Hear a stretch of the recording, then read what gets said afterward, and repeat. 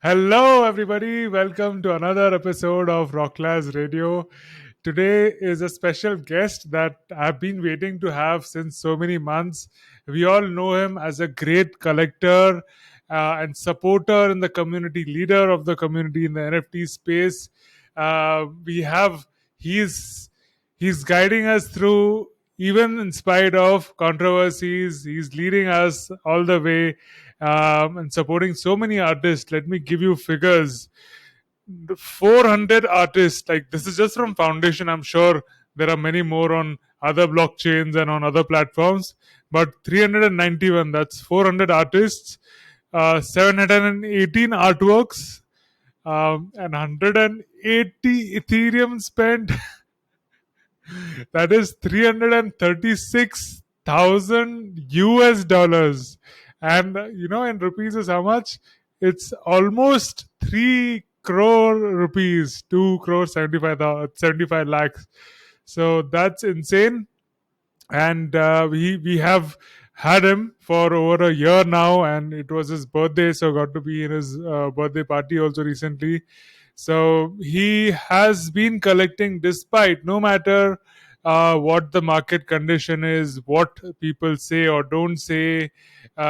He's here and for the art and for the artist, and that's what we are going to dive in today. Today on the show, we have with us Kato, the real Kato OG. Hey Kato, man, welcome to the show. thanks, Tanmay. How you doing, bro? I'm doing great. How are you doing? Good, good. I believe this might be my first podcast I've done. I can't remember if I did one with Rowan or not. It's been so long, I feel, but yeah. So this is Let's cool. go. Yeah, let's do it. All right. So, on today's episode, we always cater our spaces, amazing spaces, which go on for hours and hours every week, and we get to talk about art and everything related to NFTs. But today we are going to dig deep and find out who is this person and know more about him from his life. As much as I have heard, he has background in sports. He has been in real estate, he has been in the restaurant business, and he's using all that knowledge and building a community online with decentralized and in Web3. So, Kato, how would you introduce yourself? Is there anything I Well, missed out or anything you want to like to add? there's a lot of things I've done in my life, but I introduced myself as Kato. I'm just like you and everyone else. I want people to around me that are happy, and I want people to be successful who are around me. And I just like to be an honest, upfront person. I like people who are that way with me. So yeah, that's the intro, I guess. That's amazing. And Kato has also had a background in animal welfare, so he's always thinking good about others, artists, and even the creatures that depend on us in a way or are hurt by us. So we'll touch on each of those topics one by one. Let's begin with your. How did you get into NFTs? It's been in a year. I think you got in March and started becoming active then onwards. So, what brought you into NFTs and Web3? Well, I've always been well, always, but I've been an investor in real life, and I mean real life, but real estate and stocks and things like that, and other things, restaurant, like you said. Just like I'm an entrepreneur and poker player. I like to take risks, and I just like the potential of like the NFT space and a new space and getting in on something somewhat early. Um, is always fun. So I thought, hey, I like the rush of fast-paced things, and I saw how the market was, and I was like, this could be really cool. And so initially, that's what I got in for, just for the fun of it, and just flip some things and see what I could do, make some money, maybe have fun. Basically, that's it. So, Disposable coming income, like I'm sorry, it's like a high risk investment. So it's basically like this is stuff that I would say like, okay, I could party this away, and not really, or I could, have fun and try to do something with it, and yeah, that's kind of it. Hmm. So, coming from an investment and a poker background, most of the people I've heard have gone into PFP projects and they are higher speculation there. But what drew you towards the art and the artist community? So And initially, I was like, okay, I like the PFP thing, and I was like, oh, this could be fun. And then I realized, like, I'm in the discords, and I'm like, I don't know, I'm just not that type of degen. Like, I don't live, like for gaming, for crypto, for anything like that. And I wasn't at the time. Um, and I live my life. I live in Florida and a lot of outdoor stuff here, and so I wasn't really like tied to Discord, things like that, and I just found it like really like all of them were the same, a lot of hype and this and that, and it got old really quick. It got like being in the stock room, stock chats, and things like that, which it's a lot of hype and pump and dump stuff. So there's just no real like personal connections. I didn't find any personal connections there, and then yeah, from there I just decided to try something new. I saw some of the one of one artists, like the communications and things, and got a little more involved in that, and that's where the change happened, I guess.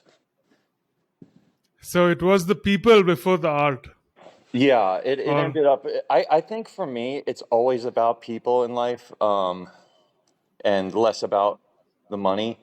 The money, I feel like I can figure out ways to make money. I always have, but friendships and connections are the hardest things to cultivate, I think, and to grow strong and truthful and honest friendships are really rare nowadays. So I think when I saw the community and I saw like a lot of young people here too, easily like sort of swayed by like the next, trend, or what this guy says or what this person does, and just like blindly following sort of these influencer types here. And I was like, well, I don't know. I think I can just be a little more real for people, and have fun in the space, and make some friends in Web3, do some change, make some good, do some good, things like that. absolutely. The first big change or the first event that had happened was Benjamin Kato contest that I'll never forget. We got to see so many incredible artwork and artists participating in it, and there were big prize money. I don't know the figures exactly, but a huge amount. How many Ethereums were gift prize were given away? Not just the prize money, but there were other collectors also collecting in that competition.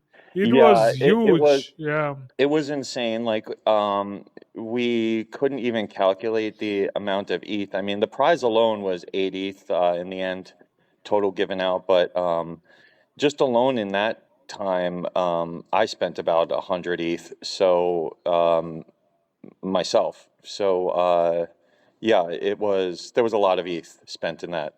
Benjamin, Greg, Ron, a lot of our friends collected. Yeah, we appreciate that, of course. That was an incredible opportunity. That was, in fact, the piece which I had made for that competition is my first Minton foundation. That you can check it out, guys, Very cool. Yeah. in the description. Yeah, yeah. It brought. Yeah. I think that was fun. It brought a lot. It gave a lot of people opportunity to come out and try something, and it was something novel for me too. Absolutely.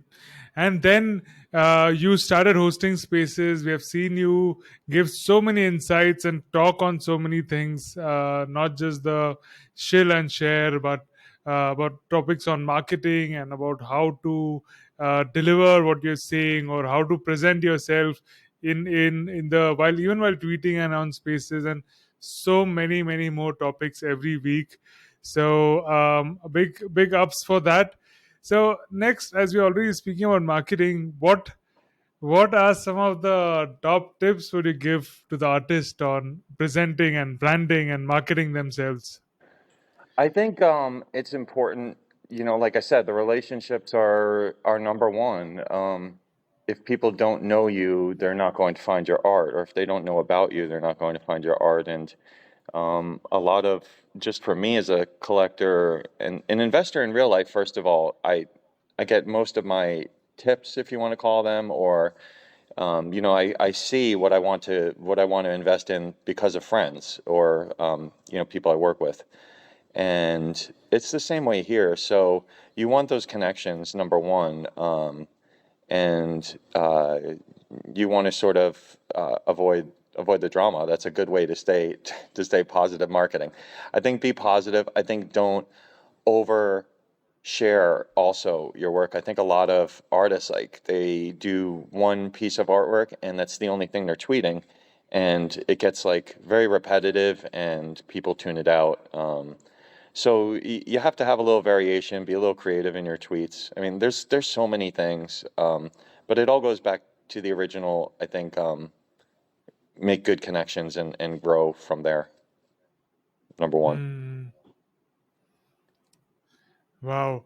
So, in from your background of marketing and real estate and so many businesses, how do you think an artist should treat this as a business and to improve and enhance their growth as a brand, as a business? Well, I mean, for me, when I look at marketing, I think to myself, I think as a consumer, and I'm like, what would make me want to buy this? What would attract me to this artist? What would attract me to this work? And I think that's something you have to kind of figure out for yourself, how to do that. But just study others and who are successful at it, and that's huge too. Like, learning from others in the space and seeing the ones who do it right, and doing it like that. And then maybe putting your own twist on it, and not getting stuck in the same pattern. Don't be afraid of change. Don't be afraid to try things. Um, it's Twitter. Like, if you fuck up, like, it gets erased. Like, in minutes, people forget about these things. So um, yeah, that's kind of what I would say too. Hmm. Yeah. So now talking as we're talking about business, can you share about your experiences of what have you achieved in the past in the businesses you have done, and we named a few here. Yeah. As far as like real estate, I've been an investor in since, for many years, let's just say.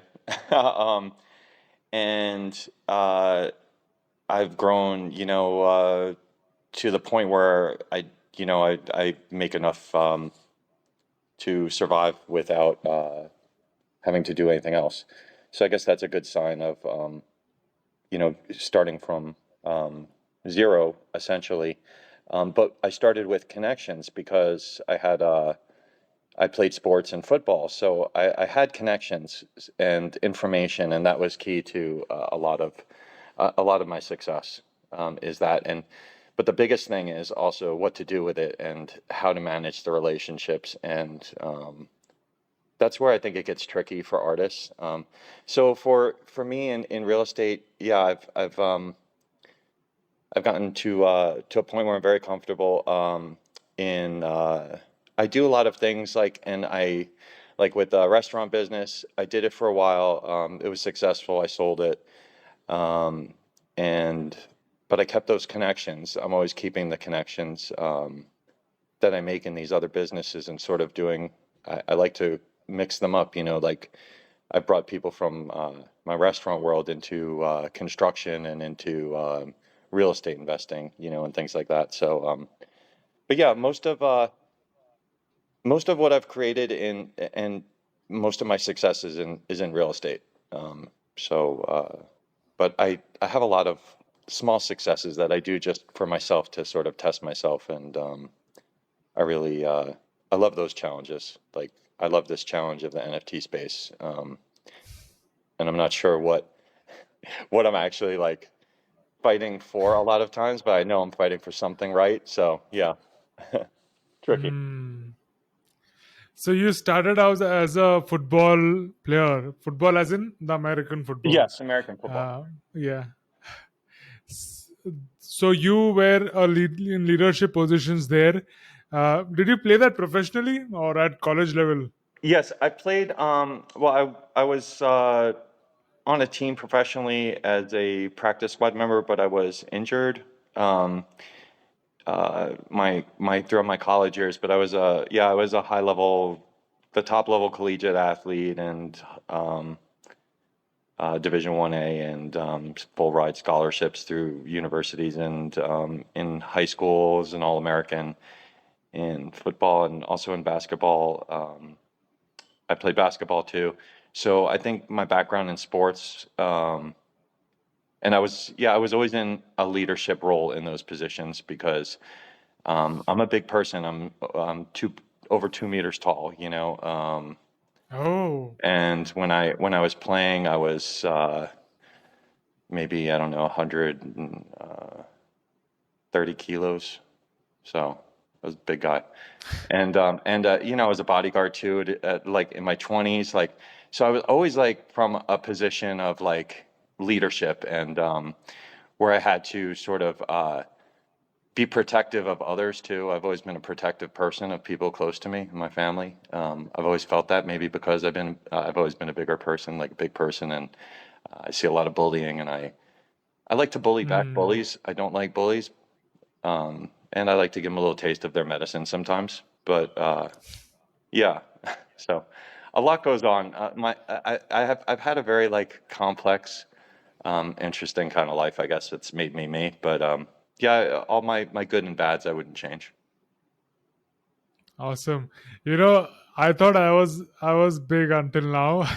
I'm 184 centimeters and about 95 kgs, but you are listening to you is and you do we sort of did similar sports in college. I played rugby. Yeah, That is, yeah, that rugby's is tough. the yeah, the ball is similar to American football, but the rules are different. And of course, it's a compact sport without pads. And basketball is also something which I really like. So yeah, that's a good connection there. I love basketball. It's my favorite sport. Football I did not love, but I was good at it, and I played in the trenches, like they say. I was an offensive lineman, so I was. They say it's like the every play is the equivalent for me of getting into like a 13 mile per hour car crash. So that's it's not always good for you, but yeah, I the leadership roles and all that definitely came from sports, and the ability to get messages across maybe too, and communicate, and um, plus I've done a lot of travel in my life, and I've lived in a lot of different areas, and I've experienced different cultures and people in America alone, um, and I think I can talk to just about anybody, and Hmm. my experiences and my in my life, and the people I've dealt with in my life and I still deal with from all walks of life. I like to bridge those gaps. I like to sort of bring those worlds together and give those my friends who haven't had opportunities. Um, I like to give them opportunities and make them, you know, feel a little special. Um, Especially if they've had harder lives because of whatever their race or how they grew up and things like that. Yeah, so that's always been You me. know, that is very interesting to look at because being a white male in a superpower, uh, they come with such a bit of prejudice towards the other world or people who are not really in that circle. But you are doing the opposite here. You, not just in America but also internationally, I've seen you giving support and bringing up so many artists and people from diverse background without any prejudice. And for women, you have done so much for women. Women, there have been, like I was to see in 2022 and early 22, that, and even many times after that, there were these support groups for women and women dedicated spaces. But you created a whole space, or a whole Kato crew, a whole Discord, a whole community of around 200 women, or I think more or less 200. And that was such a beautiful initiative, I would say. So we we will come to that in just a bit, but I want to quickly go back and talk to you about the restaurant part. So in the restaurant, how did you pick which kind of restaurant to start? Did you have a background in the restaurant business, or uh, how did you come into that? Okay. Interesting. I grew up. I'm an Italian family, and I'm generation American. So like my family was immigrants. They're immigrants here, and I grew up in that immigrant household. And I think, like people not speaking English to me, speaking Italian, and being around in New York, that melting pot around the Latin culture to the Hispanic culture, Dominicans and Puerto Ricans. I grew up with, um, and my black friends, and that was it. And like I grew up in this mixed culture, so I was around all these different types of food, and I always loved food, but I grew up like next to my grandma in her kitchen. She's cooking all the time. Um, like I said, she was straight here off the boat from Ellis Island and in New York, and she made the greatest Italian food. Some of my family had restaurants. I was doing real estate at the time, and I grew up like I knew how to cook, like I said, and I just saw this opportunity for like a small Italian restaurant pizzeria in the town that I was living in, and I already had like sort of a nickname in the town. Like people called me the mayor because I was like pretty popular in town. I did a lot of animal rescues, stuff and things like that. I always try to do good things in the town. And so I was like, cool, I'll put this in and it would be like kind of a hub of the community. And yeah, and that's what I did. And it was awesome. And it was so much fun. And we did it for 6 years, 7 years, and I still have a lot of friendships, and I've made through that. Um, yeah, a lot of close friends. Some of my best friends around are still from that group. So, um, yeah, it was a great experience. Is it still there? Like, where can people listening to this podcast find that restaurant? No, it's not. It was in like a plaza, and it sold the plaza. So I sold it for its last year of the lease, and then the plaza was torn down. Like they put a new one in. So yeah, so it's gone. But yeah, but the memories stay. It's not like the best investment, I think, for most people to do restaurants, but because I was able to be there, and like I like to have fun. Like I think you could tell, like I really like to have a good time, and I don't really like drama, but I'm up for it. If people want to talk and be controversial, I'm cool too. So, but I had that sort of town hall type of atmosphere at the restaurant where it was like spaces. It was like we're all talking, chill, and it was so cool, and everybody knew each other. And yeah, I love that. That's why I love the spaces too, for that reason. Hmm. That is the same town hall like feeling, but internationally, international conferences, people coming and talking and sharing different stories that you wouldn't get to hear otherwise. Yes, That's very interesting. I love that for like spaces and things like that too. To a point, you can only do so many of the same people and topics. Yeah, that's why we have started new sort of. I've been doing, as you know, weekly spaces for over. This is the 64th or 5th weeks, and I'm introducing new topics every week now, and divided into two spaces instead of a whole 12 hours marathon space, which we did for 8 months. It was just Wow. wonderful. Yeah, that was insane, but it's good. Yeah, so yeah, looking forward to this. And you have collected many dark artworks, and I would love to invite you to join this week's space, which is on dark art. I've invited Ogo also.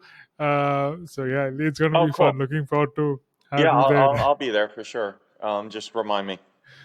All right. Okay. So from restaurant to real estate, in real estate there are many things, right? There's just buying and selling is one aspect. There's a realtor who's building things, there are contractors. So what shoe did you fill in, or what were your responsibilities and Hmm. challenges that you dealt? I've kind of done everything. I've been a realtor. Well, I am a landlord. Um, I still do some construction, but not much. Usually it's just on my own properties. And I still flip. I actively, flip, buy and sell properties. So I guess like I've done um, I've done that so long, and it's not really any different doing that than investing in anything else. It's just, you do your research and um, you take the risk and uh, you do your best and you pray. That's it. There's some things that are beyond your control. So, um, but people always need housing. They always need a place to live. So I did a lot of I started out selling in a very wealthy area where I had some contacts through football, and you make crazy commissions on multi-million dollar sales. And then I met my ex-wife, who I ended up moving to Florida to be with, and she was in construction. She's actually had a contracting license, a builder's license. So then we moved to the west coast of Florida to flip properties like right after the housing crash. So there's a lot of growth in the real estate market in Florida, and I just happened to like time it right. A lot of investment is timing and luck and just having available cash to invest into something. So um, yeah, all those are yeah, and it's like the perfect timing. Like now, I think is a good time for me. I like to buy during bear markets when things are down, obviously. Um, so it doesn't really, but like I said, I don't really look at the NFTs as necessarily something I'm going to sell. Do I like to see them go up? Sure. I love to see the artists like getting more money, but it's not like I don't look at it like, oh, okay, I can sell this one for 20 ETH in a year. Hmm. Yeah, I just saw a tweet about that in the morning. You were telling about why you purchasing, not really having the resale in the mind. So that's very interesting and very unique. But yeah, as an artist, speaking as an artist, it would be great to have a collector like this, because art is a part of a soul, right? And it's meant to be kept. If you're bonded with it once, it's supposed to be with you like for as long as you can, forever if not. So yeah, that's Right. something very interesting. Yeah, it's also like I said, it's that connection. Sometimes I feel, you know, a connection, and like I said, like people are like they get pissed when you buy from friends, but like I spend my ETH how I want to, and yeah, I have a lot of friends, and of course, I like their artwork, so I collect from them maybe more than um, other people do, but that's only because I can do that. Like a lot of people would love to be able to collect as many pieces of art. So I do like to collect from my friends because, as you also like, as I get to know people, I see like more of their life in their art, more of their story. So it's like there's that whole storytelling and history behind it. That's really cool.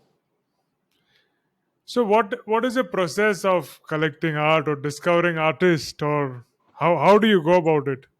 Well, right now, like for new artists, let's say new artists, I find through artists that I collect and like, generally through their retweets, um, or my friends will send me pieces of art. from artists like, oh, check this out. Like I'm in a couple of chats um, um, with a couple of friends, and they'll send me like, oh, yeah, this artist is really dope, and I'll be like, cool, I'll check it out. Um, but a lot of times I go to artists I like or collectors I like and their pages and look to see what's there. Um, I'd say probably from like my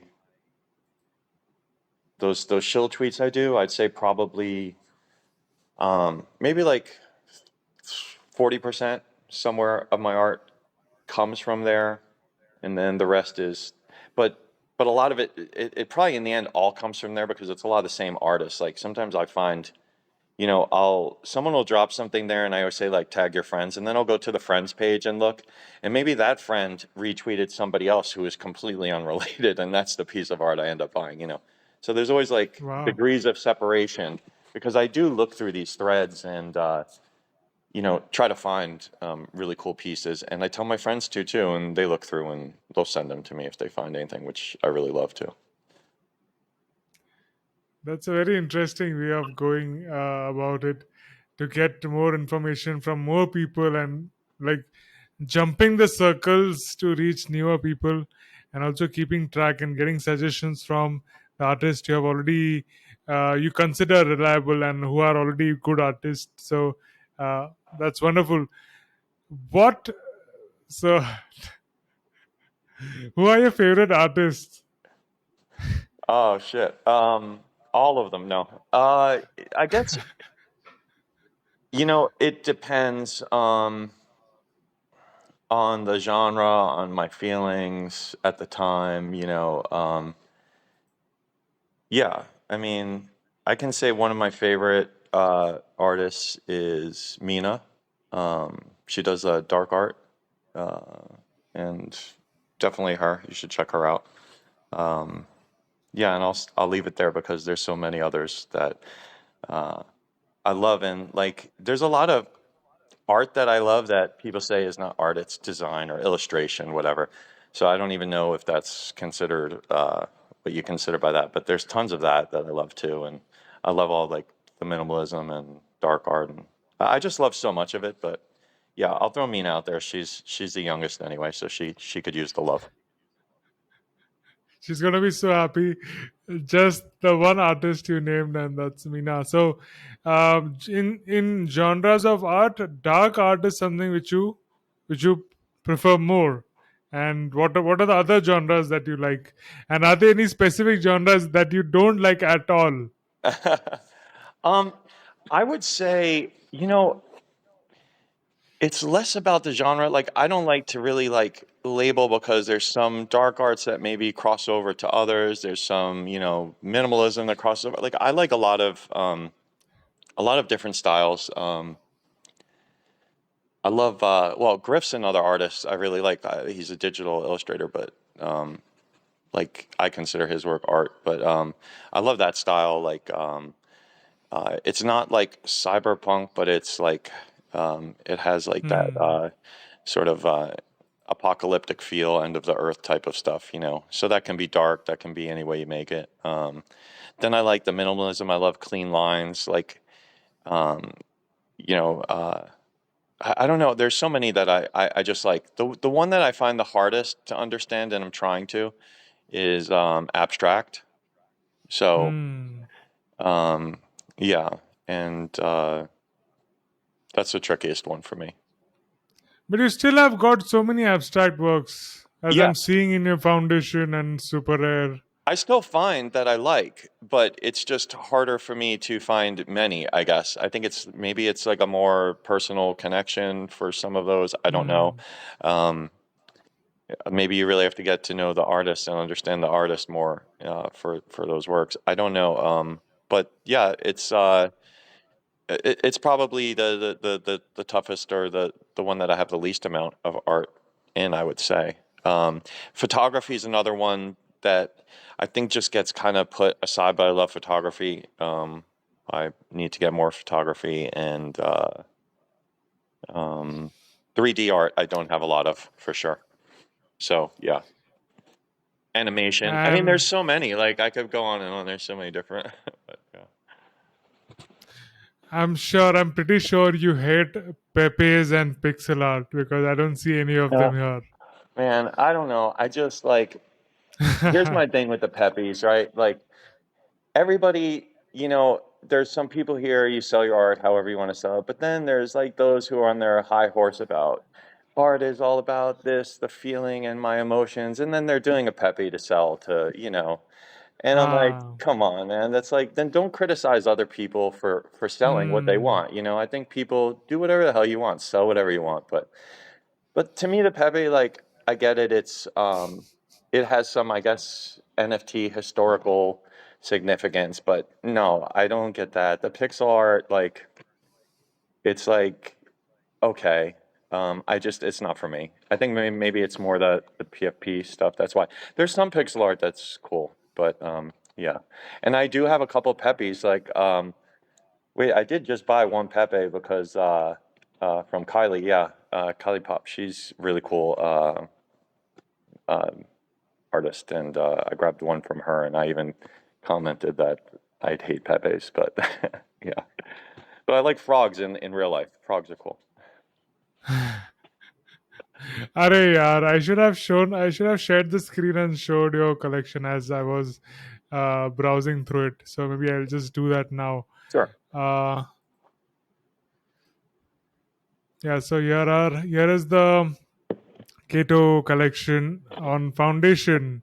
So yeah, I see some real estate works, and one thing I've observed is you love color and uh, pinks and purples, and there's a lot of women also in the works.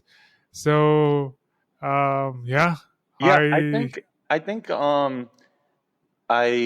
my color palette has expanded, and a lot of my earlier work, like collection, was more the cyberpunk pinks and purples, and now maybe I'm getting more into more muted colors and things like that. But yeah, it's a crazy collection. it's It's all I don't have, like, as you can see, like I like to buy a lot of everything. I like to yeah. you see this one is one from the competition, from the Benjamin Gator competition. It's Yeah, so there's a cool lot I bought from there. animation. Come on, Foundation is load so quick. terrible. Yeah. I super rare is more. It's worst. Oh, I know. You'd think they would have this fixed by now, but maybe that's why I don't buy much animation. No. It seems like I'm buying a lot more animation now because I think more people are doing animation. Oh, I love doing animation. Yeah. So one second. Do you see the animation? Oh, Where did the Hyena screen too. go? Do you know Hyena animation? Yeah. Yeah, dope. I love his works. He's one of my favorites. Yeah, Everfresh too. Yeah. Yes. So cool. And this is a 3D animation made in 3D. Yeah, that's really cool. Okay. I love it. Yeah, I think I've concentrated on foundation because I tend not to buy, the over 5/8 stuff. I'm focusing more on, the community and helping the artists get started and build, something. The people selling, 10 ETH, the artists selling 10 ETH and up, they're Hmm. pretty good. If they're already selling at that price, they don't think they need my help. Um, so Hmm. yeah, but I see a lot of them buying back, investing and collecting Oh in the yeah, community. that's very typical of NFTs and artists here. It Yeah. trickles down like big artists selling. Like it goes Well, on around in the community. let's say some. Uh, Let's not say they all do. Let's say because if they all did, there would be a lot more sales. But no, yeah, yeah. yeah, some do, and you can. They're generally the ones I interact with more, and I see them supporting like a lot of them. Like if they're, I'll see who they're tweeting out, and I'll look at their artists too. So it's good to have those connections and friendships Hmm. to find new art too, to find new cool artists. This is the PFP that I'll always associate with you because this is the first one of Avril. So, what was the story behind this? How did you discover Avril? Well, my buddy, my brother Benjamin Bitcoin, um, he knew I was looking for a PFP, uh, and he said, "Hey, like check this out. It's dope. Um, you're looking for a PFP. This could be like the one, like you can make it your permanent." He always stressed like the importance of PFP being your calling card, and make it recognizable. Hmm. And yeah, and then we had an epic bid war with that. Me and Greg. At the time, ETH was a lot higher. So like you can see like the sales that they had, the recent sales, like one I think sold for like 12 ETH, but it wasn't much more than this because ETH was so much higher back then. But yeah, this was fun, and it brought a lot of attention, I think, to Avril and to the space. Uh, Absolutely, it's been good for absolutely. Avril because I know a lot of people were like they didn't know really who they were, and then um, Hmm. my PFP sort of it's like free marketing. It's good for the brand. Absolutely. I love the what do you say, sellotaped, the stickered, broken glasses. I included that feature in my astronaut, which I had done for the Kato competition. Oh So yeah. what is the story of the current PFP? Okay, so current Um, PFP that is by my buddy Vic. He's an artist out of California, and he's a really good dude, talented. Um, I don't know. We connect through the art. I get it, and I saw this, and actually, yeah, Katie had sent me this piece, and she's like, "Oh, Kato, you should check this out. It's dope." Um, so I was like, "Oh, cool, cool," and I was like, "Yeah, I could make that my PFP." And I saw it's called Smile and everything, and I was like, "I love it." It just had like so much attitude, and yeah, and it's like it's simple but perfect, and yeah. So oh yeah. I was like, okay, I'm gonna go with it. I love this, and then that one ended up going for 2 ETH, but I had to get it. I wasn't gonna lose it, so It gives a very it has attitude in it, and it's all cowboy types. So I yeah, love it. Yeah, it's I love pretty, the cowboy. and it's dark. Yeah, it's also it's also a dark and spooky vibe. So Yeah, yeah, that's little interesting. evil smile. Yeah. Yeah, it's cool. I Yeah, like it. this is the PFP from, you can Google this, guys. All right. So Keto, we talked about art. We I think it's a good time to talk about Kato Crew. What was your idea behind starting this amazing, wonderful initiative that you did, focusing for women, by the women, to the women, around 200 or so. So what was your thought starting it? Well, so as I said before, I grew up, like on my grandma's side, like cooking, and my mom was very important to me and my sister. So I relate to all sorts of, that's who I grew up with. I relate to all sorts of different women. My grandma was like super soft. My mom was super nice and soft, but also like the authoritarian of the three. And then my sister who was a pain in the ass, and we fought all the time. But I loved her, And I was probably like super hard on her because I give her a hard time for everything because she's 2 years younger than me. Um, but and I always saw like I always my grandfather died when I was young, so my grandmother was alone. My dad worked a lot, and so it was me with them a lot. And I always felt like I needed to look out for them, even if I didn't really, but I just felt that. And so I had that bond with them, and I've always had that bond. Um, I've always been friends with more women than men in a way. And I thought, like, after what happened in Iran with, uh, you know, the horrible things and the atrocities against women, um, I was like, this is a good opportunity to put together something to support women in general and NFTs. And they women have it difficult in the world. It's a lot harder. It's things are of course getting better. They're getting better for everyone, I think. But at the same time, new challenges arise. Um, but there, when you see like things happening in Iran, it's like you're like, wow, things are not getting better there. But so we just, I thought like, how can I help? And one of the number one things, like they needed help with connections alone, just like, I mean, actual like connecting, internet connection, stuff like that. So we set up like through Discord, through Telegram, through Twitter, all ways to connect. And then we're like, okay, let's just do like some chats and put Kato Krew on there. And I'll help market. I'll donate some of my collection, which I did a lot of, donate a lot of art and some money, some ETH, to sort of have a foundation there so we can sell that to support Kato Krew. And it was just like sort of all came together really quickly. Mina and Vicky helped me with the Twitter. Katie came in and Cece and Katie and basically took over the most of it now.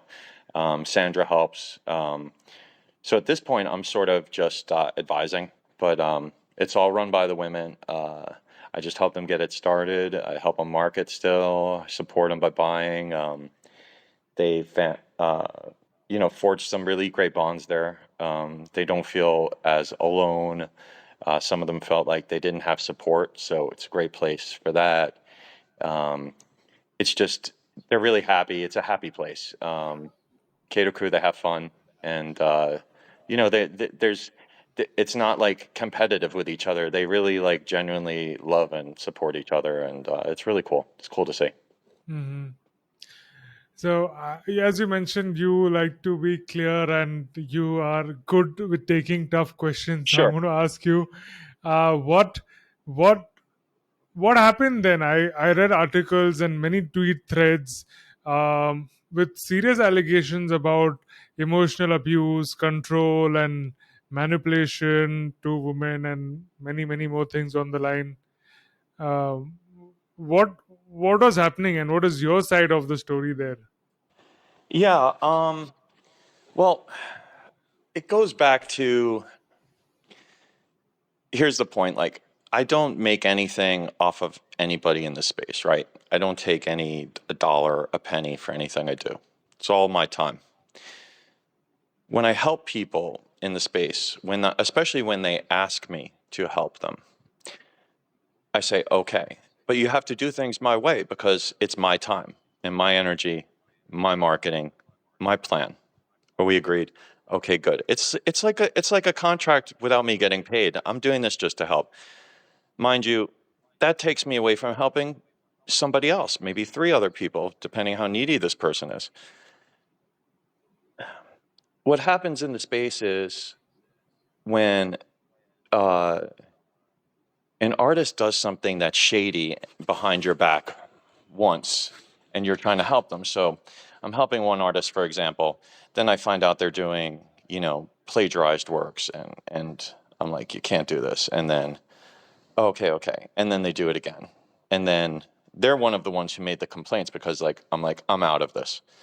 Another one who I was helping marketing and she didn't like that I wouldn't do a Discord with her because I was doing Burton-esque Ogo. And then she didn't like, I don't know, something else because I wasn't helping her as much because I didn't have time for her, she said. And I'm like, I don't get paid to help you. Like, I do this out of the kindness of my heart, like, I just want to help people. And then she turned on me. And then she's another one who made these. So they send like, little screenshots of me being like, hey, you said you were going to do things my way. Like, of course, you could take that out of context, but that's the truth. Look, if you're going to do some shit with me, do it. You're going to do it my way because I don't have time to do things your way. In business, it's my dollar, it's my time. If you don't want my help, you don't have to take it. I don't force my help on anyone. I could really care less if they don't want my help. I still support. So um, then it's like, so there's that. Then there's it's so many things, Tammy, because then there's the other groups who saw me start Kato Krew, right? Once I started Kato Krew and these girls knew that they were not going to get my support, and Kato Krew is for women, Bavugar, Nabu Lines, Ali, they all formed this alliance like against Kato Krew because Kato Krew's for free. So why do Kato Krew girls need to buy Nabu? That's why Nabu kept saying, "Oh yeah, yeah, we're one, we're one." No, no, no, bro, we're not one. We're different. So Kato Krew is for free. And these artists knew they would never be part of Kato Krew. They started this like campaign against, which is pretty shameless. Um, and then they DM'd Rebecca, you know, the one who wrote the article or who had part of writing the article. So Rebecca then gives me no notice. She just says, "Hey, people are saying things about you." I'm like, "Uh-huh, who's saying what?" Like, and like, people talk shit in this space. And that's it. And then she drops this article about me. And I'm like, wow, that's fucked up. And people want me to defend myself. And I'm like, defend myself against what? These are totally false allegations. There's no proof. The article is so poorly written. You know, there's no, it's one side of a story. It's screenshots taken out of context, words that could be jumbled up. And I'm like, I felt like offended that I had to defend myself. So, of course, I'm kind of hard-headed. I'm like, yeah, I'm not going to defend myself. Screw that. Then they proceeded to move to get me kicked out of this OG collective because of this right away. Like, so they vote to ban me out after they changed the voting things. Now, OG collective, people paid like 5 ETH to get into because of me. And then this little group, you know, Rebecca and these people from who used to be in Burton S Discord, they they came at me too, and they wanted me out of OG Collective. Avril bans me from their Discord. I'm like, why? I have no idea. They screenshotted. Now you've been in Burton S Discord. They screenshotted our conversations in Burton Esque in the general chat out of context and acted like there was like some mass like perversion going on there. Like it's adults like having fun talking shit. David Houston, who's a married dude in there who's like super saying nasty things. He's like, it's like all these people, they wanted out of Burton-esque. They wanted to hurt, they wanted to do their own thing, and they couldn't do it with me. They couldn't charge artists for stuff because I would call them out. OG Collective took 60% cut from artists they were onboarding. I wouldn't stand for that shit. And I'm in an OG Collective, and I'm like, this is not Web 2, guys. And they're like, no, we don't believe in Web 3. This is Web 2. And like, I brought people in here, and it was like just sort of really fast. Like, they just wanted to push me out. They were trying to get me out of the space because they don't fit into me. They don't fit into my world, and my world is bigger than theirs. And they know they can't get in. Bavugar didn't. Bavugar, I've so betrayed me. Ali, like those guys who I used to help out, like really garbage guys. And you know, then Avril too, like Nathan. Nathan tells me in DM, "Yeah, I'm really sorry, man. They pressured me. I felt so pressured to vote you out." And I'm like, "Cool story. Like, thanks for defending me." Like, okay. Like, Greg said something in there like, "This is bullshit," whatever. You know, like they shouldn't kick me out, but they had the vote because they changed. Uh, they played with the numbers. There was so much drama going on, bro. It's like insane. Um, but in the end, it's all about keeping my voice down because I'm outspoken and I can't be bought. And they don't like that. They don't like that they can't influence me and they can't control me. And they don't like that I speak out against them when they say, when they do things that I think are shady, when they make promises that seem like so incredible to artists, and artists are like, yeah, take my ETH. And I'm like, guys, that's not going to help you. It's bullshit. Like, they don't like that about me. Shiny, another one, like, she doesn't like me because she plagiarized. She did plagiarism more than once, like 3 or 4 times after, and she's on super rare, and because of her connections there. And I'm like, of course she doesn't like me. She's one of the ones who sent the screenshots to Rebecca, but I shared the rest of the screenshots and showed how thirsty she was, and like how she's like mad at me because I stopped communicating with her. Like, these artists are, some of them, like, they came after me because I stopped helping them as much, or I couldn't, and they were afraid the Kato crew they wouldn't be part of because they didn't like my friends there. And I'm loyal to my friends, so in the end, it was all about trying to take me out, and they couldn't. So I guess game over for them. Lot to unwrap there. Wow.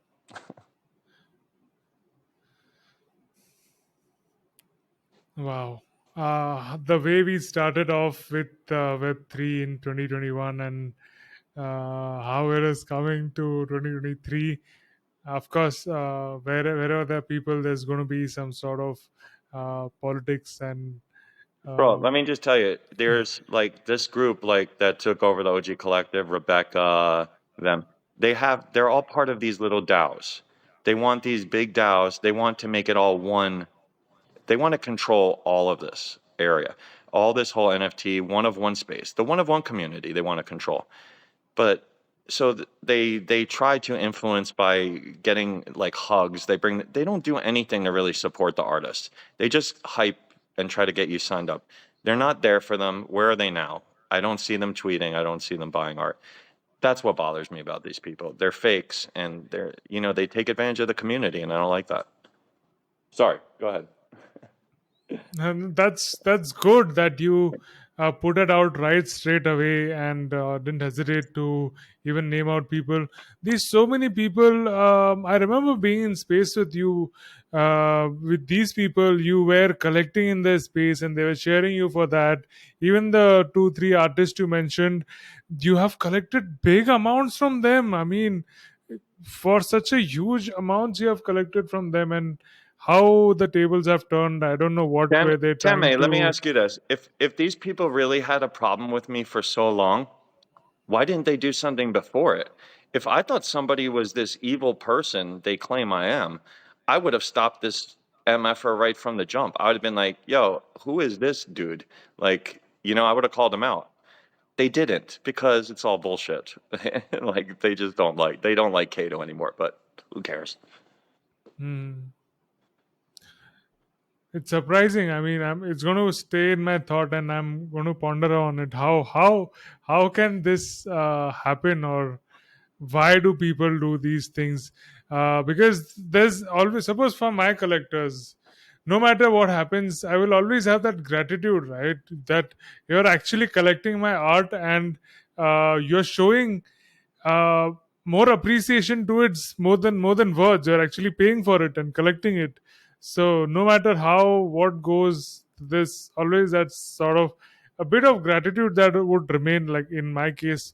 But I don't know, people have their Tanmay, own reasons. real quick, think about this too. In this space where ETH is at a premium, how irresponsible is it of you, or unless do you have an agenda, to try to take out one of the biggest collectors of the space who's spending ETH keeping the space afloat, supporting artists? How irresponsible to just throw this article out there, tweet this out, and possibly take all of that ETH out of liquidity? That shows right there you don't respect the NFT community. You're just throwing it out there and lighting the fire and running. Like, that's first of all, it's cowardly, but it's totally irresponsible. And then threatening to dox me, like, she publicly threatened to dox me, Rebecca Bastion, who's part of these DAOs. Like, she threatened to dox me because she knows who I am. I'm like, really?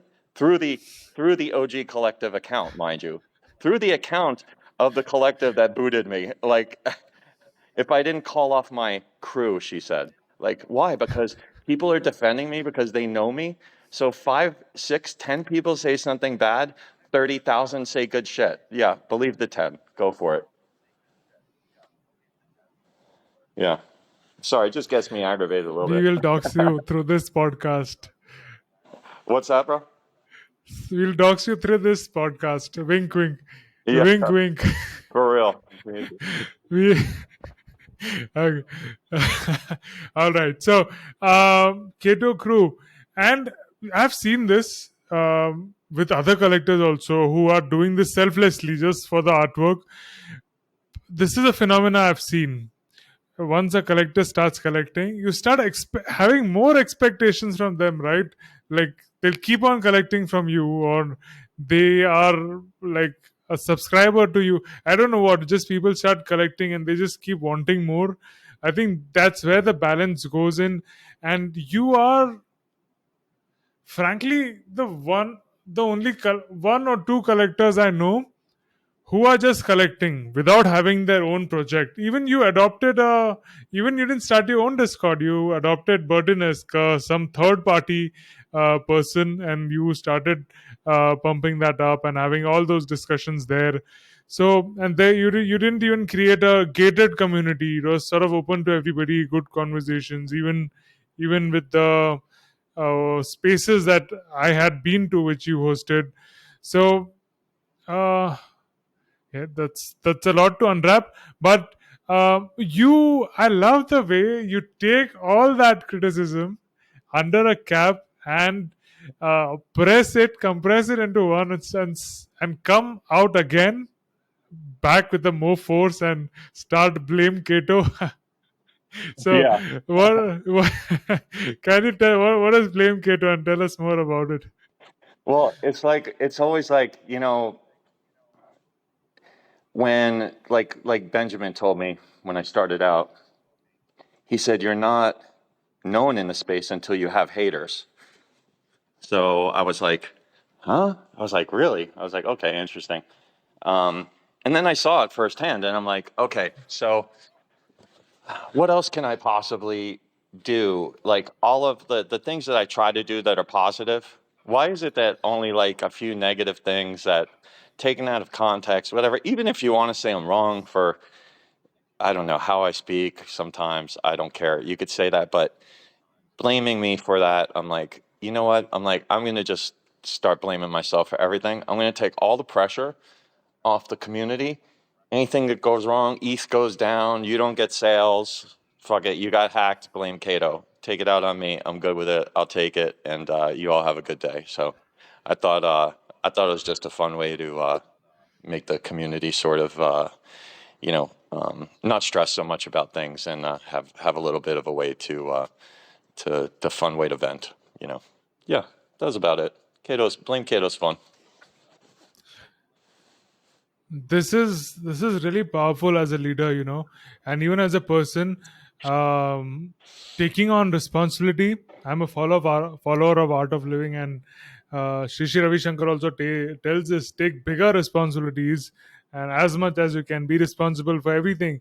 Even Grant Cardon's book 10x, he was like, be responsible for everything, and that's a sign of somebody who is very strong, and a leader in the space. That's why I always have respect for you and what you do. So Thank you, bro. kudos, and keep doing, yeah, keep You doing know, what you do. I have to be how I am.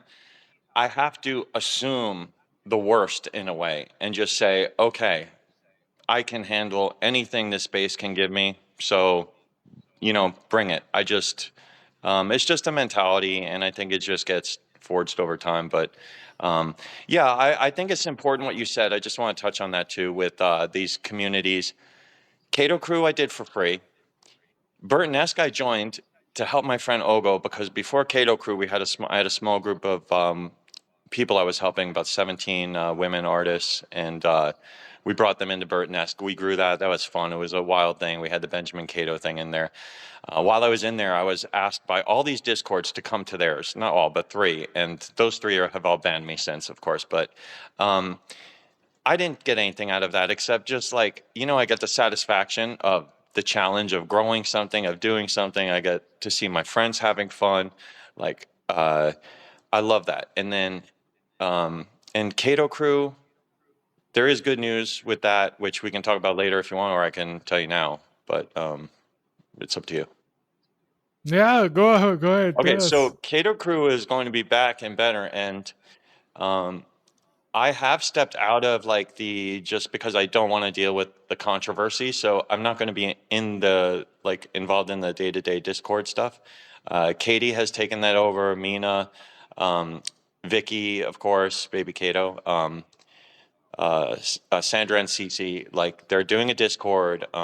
They're revamping, and it's going to be awesome. I think it's going to be just for the women only, and I'll be over in Burtnesque a little bit more often and invite any women and men artists who want to be in there to chill. So there's a place for everybody, but it's just a way to give a safe place and even a way that like I can help Kato Crew now, and I don't have any possibility of like um, people saying anything about me being too involved or not involved. So I will be hands off, but I'll like assist, support 100% like it's my own project. I'll give them whatever they need.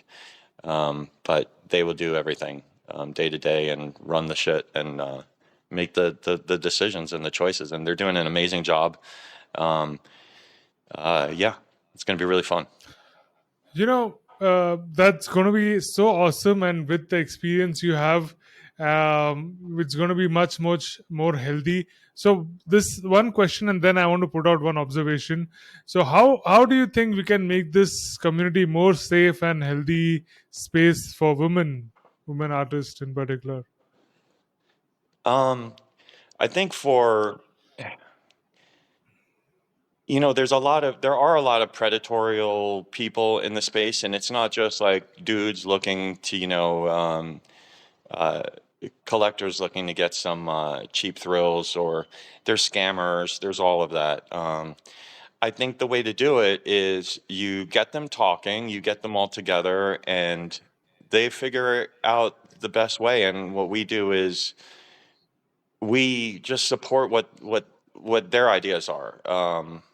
That's how Kato Crew runs right now. Those girls make all the decisions. They have the ideas. If I have an idea, I'll throw it out there. They could say yes or no. It's up to them because in the end, they're the ones who have to deal with it and execute it. They need to be comfortable with it. So I think the women know what the other women need more than guys do. So I let them figure it out and just support what they say. And they're smart girls. They're tough girls. They're incredible, and they're fearless. Though, but they're young, and it's hard sometimes. They don't understand a lot of things, business maybe, and other things in the space. But yeah, so I think a good place to start is just listening to what they have to, what they want, and what they need, and to make them feel safe. I was just thinking, it's not just women who need to be saved from men. Yes, Many times it's women who need to be saved from women themselves. yes. That's So actually that's a huge thing because there's so many women artists, and that gets me in a little bit of trouble because I have friends, and I sometimes maybe I don't think I don't realize like that I should stay out because I'm very loyal to my friends. So when I see somebody else attack my friend, I'm there to defend my friend. And sometimes that other artist, might have been a friend of mine, but if they're wrong, I'm going to say they're wrong. Um, and there's a lot of that jealousy and hatred in the space, like between artists and guys too. Guys do it too, but like I know in a lot of there's one notorious Russian chat that these same girls, by the way, who were part of the thing to try to get me canceled. They notorious bullies, notorious. We have blacklists. We're doing this. If you don't, um, terrible. So that's a big thing I try to help with. I give them like okay, if we do this, and who has our back if we do this? Oh, Kato does. Okay, cool. We're cool. That's all I want them to feel. Like, I got your back. You're good. Because I'll take the heat. You know, whatever. Hmm. That's amazing. That's unusual to find somebody who takes responsibility like that and whom you can trust and depend on. So cheers to that. The observation that I wanted to share was I am a space host, and we have had we have had shill spaces and throughout the year, and especially with a host who is hosting these share a shill and sell sort of places. It's great to have collectors in your space because that with that you can, like, I don't put number, you like all these 60 weeks I have never put any number on how many sales my space has had, but Right. that is a common denomination, or something that people keep track of in the spaces. And so they always want to have bigger and bigger collectors so that they can collect from the space, and then they can brag about how many sales or how much ETH they have sold. So it is very sad to see that these spaces where, like, there are more than two, I can imagine right now, that you have been to, you have collected from so many people, from the host also very big amounts, and then, I mean, they are turning back and canceling. So this, I mean, and it's not like you have stopped collecting also, right? So it is very weird, like, sort of, I don't want to put it in this way, but using till you, I mean, Yes. till there's value is there, and then just getting away. I don't know That's if something I that's the think. right way to say it. Yeah, I think I understand exactly what you're. It's like basically I'm when you're of no longer use to somebody, you know, you're expendable. So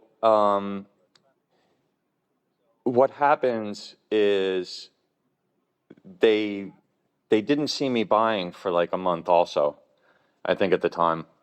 And on top of that was Kato Crew. And they're like, okay, well, we can take the chance. They didn't say anything to me. They went behind, like Babu and Ali went behind my back, behind, channels. And I'm like, I don't find out till like January. And they were doing this back in October. And I'm like, okay, I'm like, what happened in October? I'm like, oh yeah, Kato Crew. I remember all this stuff now. Um, and yeah, so I wasn't buying art that much. I was still collecting, but not a lot. October, November, because I was trying to build Kato Crew, I was donating my own art and time, and I still was buying, just not a lot. And they mentioned that in their space, like, oh, he stopped collecting. I'm like, wow, these guys are like actually looking, to see uh, if I'm buying. Like that's so shady. And then I'm listening to their spaces the other day, and it's actually in my pinned tweet. I mentioned it, but if you in Babu and Ali spaces the other day, one of the artists said, "Yeah, we shill in Kato's. We don't like Kato, but we shill in his tweet anyway." I tell all my friends, take advantage of it, and Babu and Ali are like, "Yeah, take his money, take his ETH." I'm like, that's why collectors don't want to come into the space. Like, regardless if Mm, you feel that way, you don't say these things. Like, you're never going to get people feeling safe. Like, oh, okay, so this artist really, like, I'm not dumb. I know people shill in there. I don't know all these people who shill in there, so I really could care less if they like me or not. Um, but, uh, they're shilling in my tweets, so I give them respect, try to see their work. But like to say it like that is like, yeah, it's like collectors, we're here for other things, and I think a lot of people, I know that's affected a lot of people close to me who are collectors. One of my friends was really down because he's like, I don't know, people don't retweet me now. I stopped collector collecting. friend, Yeah, collector friend. yeah, I stopped collecting. He was really depressed, and I'm like, bro, it's something you have to get over. Um, it's just how people are. Like when you're hot, and And when they don't need to, they don't. I said, but what you do is just look at who's talking to you now and who's reaching out to you now and who are your friends now. And those are your friends. And it's like that in the NFT space. I look at who goes to the spaces. I see a lot of people left. And, the ones that left, whatever, when they come back, we'll remember they weren't here. Um, but, like, again, back to the other, it's like, yeah, feeling like that you're used up and all of that, and you're just being used for your ETH is terrible. But to hear people say it's even worse. And I mean, fortunately, I laugh at that stuff when they say it because I could care less. But I think it's just not the right message to send to put out there to the kids today. If you know what I mean. You know, two questions. Sure. One is, see, I have had issues with depression and anxiety. Right. So criticism is something I have. Confrontation, for the fact, is something very challenging from me. I can be vulnerable and say that on the podcast, but I'm also working on it. So these, like, I'm trying to imagine you being in your shoes. I would have gone into severe depression, man. I mean, because at one end you're trying to do good for the community, and then they're the same people who are sort of being the Brutus to the Caesar, sort of Yeah, uh, back. Yeah. I hear how you. how how do you keep the how do you keep the strength, mental strength, and deal to through this and navigate through these uh, forest of controversies? Well, I'll tell you. So every time, like not every time, but like these big ones, like of course the initial reaction, you're like, what the like you have that feeling in your stomach. You're like, oh man, what the that's like you're like you don't know how to react yet. And then you get that where you get angry, and that's I think where you have that fight or flight. And I think you have to just develop that confidence in yourself to fight back sometimes. And like I said, it helps if you have people around you that support you. Like when this all happened, I still have my core friends, and they were all like bullshit, and they got out there and Medusa put out sick article, like basically showing everything that Rebecca said was like bullshit, and Rowan and Money did the same. And like that helps. Like when you have friends who have your back, like that gives you the confidence to do a lot of things. Then plus, I'm pretty secure in who I am. I know like the space is not um, it's not going to change my life. I'm not going to let it change my life in a negative way. I'm going to control that. So guess what? You're muted or whatever if there's drama, or I'm going to speak. I'm definitely going to speak about it, but I'm going to tell the truth. And if you come at me, just know I'm going to come back at you 100 times harder with facts, and I'm going to be open about everything. I'm not going to be like secretive. I don't care if I look, um, in any way bad, because I don't do bad things. I don't do shady things in the space. Um, in the beginning we had, yes, of course, like we hyped artists like, um, hey, put a bid on this person, and but in the end, like I'm putting the bid on and buying it, so I'm paying more for art. Those were things we did earlier on. We don't do these things anymore. Well, some of them do, of course, but there's things you learn as you grow in the space too. So um, I'm not embarrassed by anything I've done. Everything's a learning experience, and I take everything in life as not a loss, but a win. As okay, I learned from this. It was expensive, but yeah, I learned my lesson, or I learned how to do this right now. And some wins cost a lot of money, so this will be just an expensive win in the end, hopefully. Expensive win. Wow. So many thoughts come into my mind, but in short, what doesn't kill you makes you stronger. Yeah, for real. Wow. So you have been through cycles. So I don't think this is a big deal for you. You're in real estate and you saw the 2008 crash, and then again it's booming, and again these phases. So taking the what were your experiences in that, and okay, let's talk about this after this. So I'm going to step back and just ask you the same question so we complete that topic incomplete. Sure. What advice would you give other collectors and community leaders in Web3 or in the art space to avoid similar situation? Um, it's hard to say because it depends on how involved you want to get with helping. I would say if you're helping and you're giving your all to an artist and they ask you for help, it's one thing, like then I feel like help them to the extent that you want, help anyone you want to the extent that you want, but kind of watch your back. And I think I don't watch my back as much because I'm okay with anything that can happen to me. I'm like, I don't do, like I said, shady things. So I'm like, anything I put into a DM, go ahead, print it.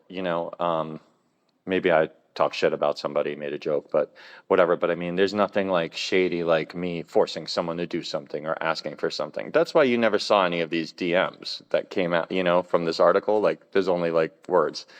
But I think artists, like I think collectors, be an adult. Like there's some collectors they want to have fun.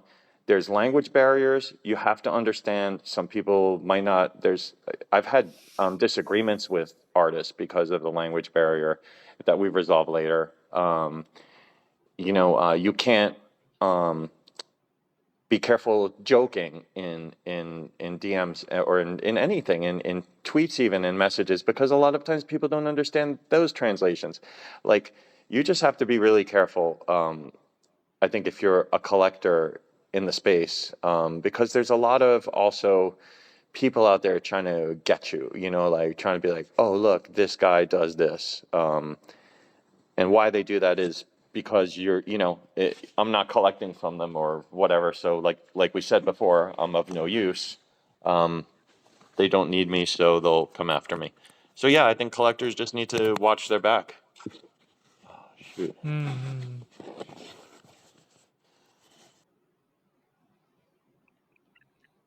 Oh, Yeah. oh, And I like the way you're going about it, just keeping on giving without sort of expecting, no matter how things fold out. I really like your clarity of looking at things.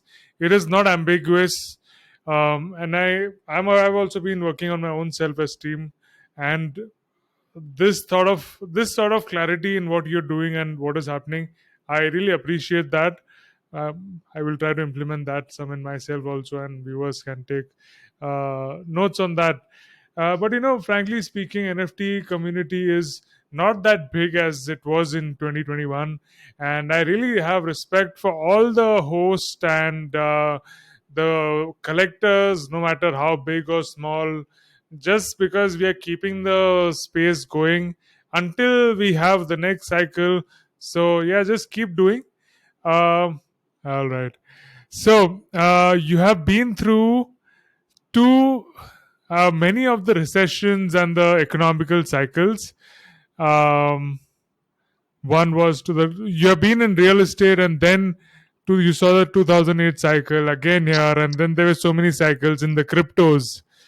So, what are your learnings from these, from them particular, and then how do you see the NFT situation now? oh, hang on one sec.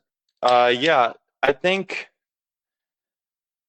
what's important is that these cycles are like they're exactly what they are. They're cycles. So there's going to be ups and downs.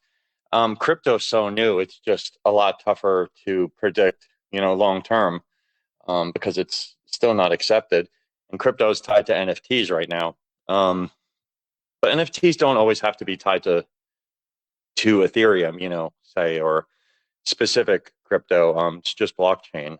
Uh, so I think just you have to kind of ride these out, you know, in the down markets is when you try to do your best to maybe try some new things or try new marketing, you know maybe even try new style. Who knows? Like, just don't be afraid to try new things in this down market. You have to be patient. Nobody knows how long it's going to last. Save your ETH for artists.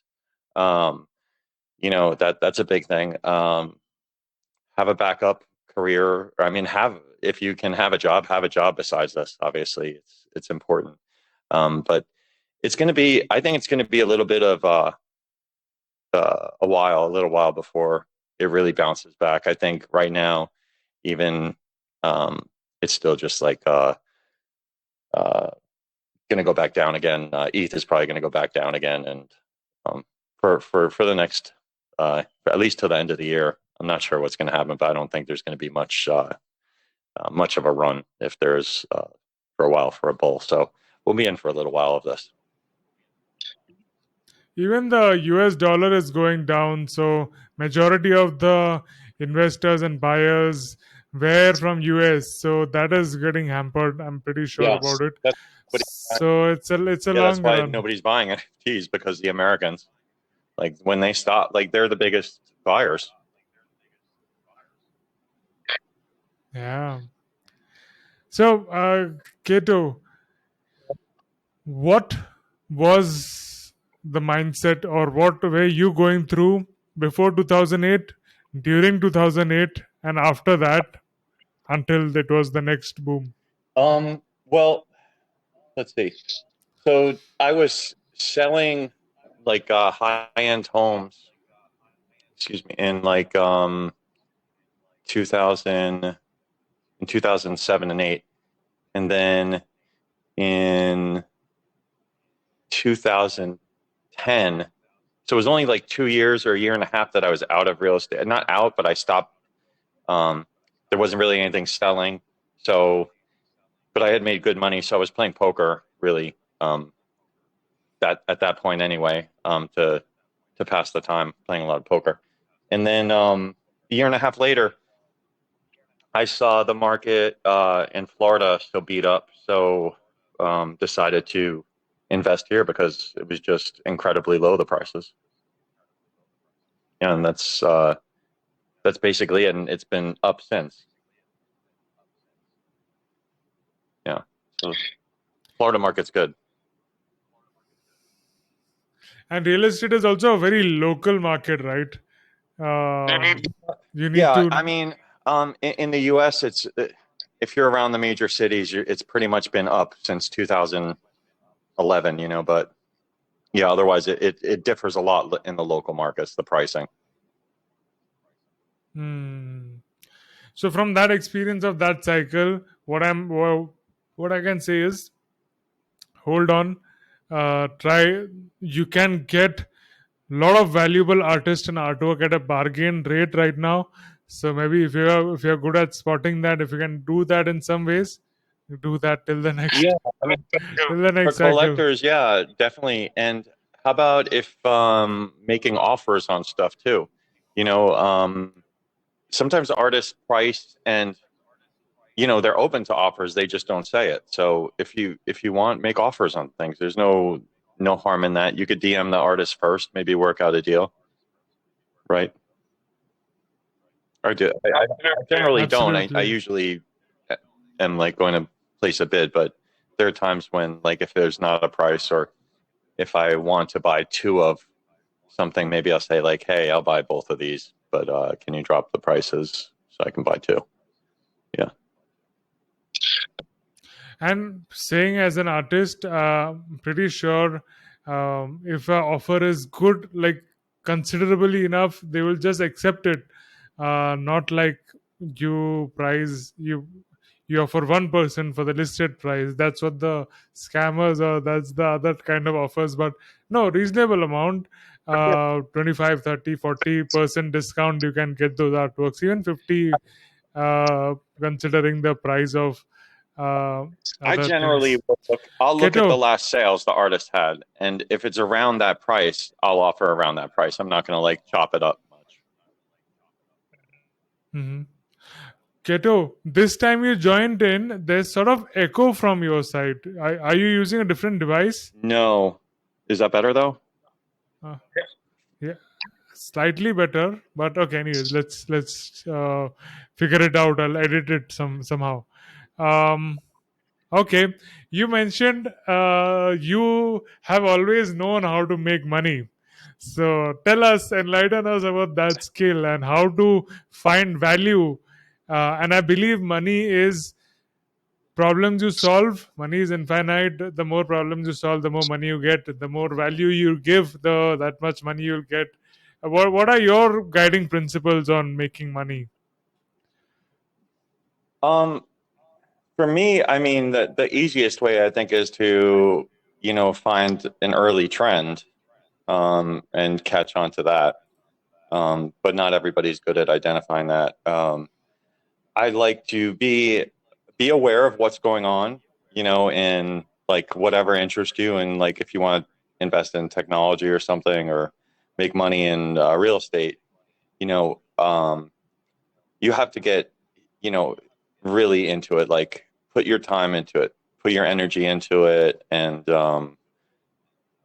it's like anything else. Like you have to work hard, but it's not hard to make money when if you put the work in.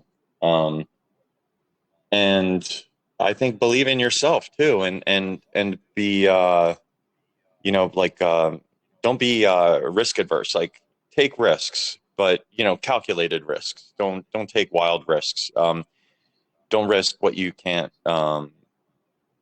Like in this space, I spend money that if I lost it, I'll be okay. You can't spend money that will like you're going to be living on the streets or something. When you're investing in things, yeah. There's a lot of things that go to it, but I think being aware of what's going on is huge in investing, and knowing what you're getting into. That's the way to make money. And paying attention. Wow, many points you covered. Now, applying these things from an artist perspective, what is the risk that artists can take? Um, well, I mean, you can take the risk of changing, a new art style, um, uh, colors, palette. Like you can take risks there. New marketing uh, attempts. You could. There's so many things you can do. Get into put yourself like in uncomfortable situations, but not too uncomfortable. Like get into the spaces, but try to talk, try to speak. Um, there's those things may be like really new to a lot of people to do, and talk to people, get into Discord and talk to people. Like that, there's really nothing to risk. Like I said, it's such short term memory here. Like as an artist, like what are you risking? Your reputation? Like no, you can. Reputation. Yeah, but artists, like that's the point. You guys, like artists are crazy. Like you can experiment. Nobody's going to say anything. You could have a totally different style of art, and people will be like, "Oh, whatever." They might not buy it, and they'll go back to buying your other stuff. Like maybe doing like how editions. Maybe trying editions if you want to. I don't really buy editions, but that doesn't mean they don't sell. But like a calculated risk would be like, okay, don't drop open editions every week. Um, like just do it, like make yourself a little more exclusive. Um, Things like that. I think put yourself in challenging, challenge yourself a little bit. Don't be afraid to challenge yourself. Like try some tweets, like do spaces, host spaces like Chaz. Chaz is always in spaces, but he never hosts. And he came to my spaces the other day, and he's like, yeah, I'm like, just do it. Don't think about doing it. Do it. He's like, well, what if nobody shows up? I'm like, believe me, people will show up. And he had people show up. Like, yeah, just try. Just put a little effort in, and that's the best investment you'll make. And as you were saying, I have also made some observation, and I'm doing few things that I want to share with the audience. Um, it's not just NFT market. There's so many other places you can reach out. I just created my Art Station account, which is the whole new community of people who are still not in NFTs but are there in art and art business, who could maybe you could as establish connections and get your art sold in other ways. And we are risking reputation, right? So you have to take a risk on that. Uh, we have to take risk on that. Second is Reddit has many amazing threads and groups and chats that you can discover. And of course, these are the times where we are more accessible to collectors. I'm pretty sure Kato wouldn't have I wouldn't have been able to reach Kato 6 months back because he was flooded with DMs and all the noise in the space. So it's easier to reach potential collectors or somebody whom you wouldn't have had a chance to interact with, get to know new people from different markets, not just America, but other places. So you can do that, build connections in um, offline world, onboard new people. So Kato, I didn't tell this to you, but I onboarded about 100 college students who I gave a lecture in the college about Web3, and then I onboarded them, gave them their first NFT. So this is something I'm doing through podcasts and videos, and I'll continue to do that. I really believe in the underlying technology. So these are the things that you can try, guys. Best wishes for that.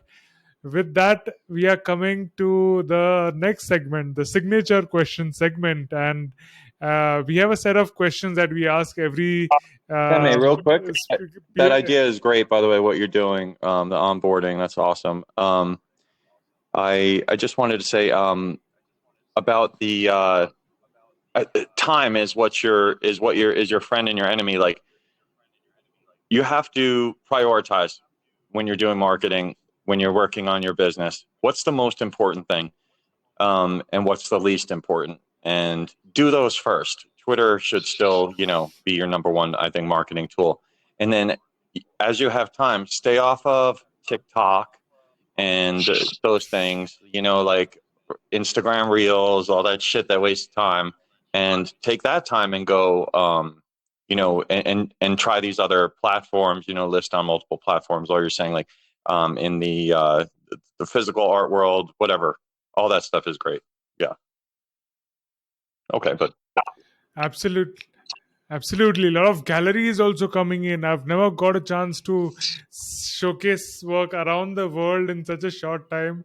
That was wonderful. And Ketu, I organized a Beijing exhibition, which was hugely successful. So, the update on that oh, as cool. well. Uh, I'll be putting out a video on on the movie, after movie on that, and I'll share it with all of you. Stay tuned. Keto, on to the signature round. Let's go. Ready? Name three people, living or dead, that you would like to have lunch with. That do I have to know them from like not know them? Like I've never met them, or Never met them, they're dead or alive. Anybody on the planet, no? on the I'd history take that you want to have lunch Yeah, I with. would take people in my family as top three who have passed away. But like, if we talk about, um, okay, outside of that, it would probably have to be Elon Musk, definitely. Um, hmm, Jay-Z, yeah, I like them, and yeah, I think I need people who are, I don't know, Jesus. Let's go with him. He seemed to know a lot. I'll go with those three. Let's go. That's the first time somebody has mentioned Jesus, and that's so cool. By the way, Easter is around the corner, and this is the year of the bunnies, so something cool coming up. But Kato, there's a second part to this Sure. question. What is the question you would ask them? One question that you would ask these people differently. They can be different questions for different people. What do you want to know from them? Okay. okay, like, all right, well, Jesus would be easy. I'd be like, yeah, are you the real deal? Then that would solve a lot of problems. Um, let's see. Oh man. I don't know if it's like questions or more just like I'd like to hear like stories, but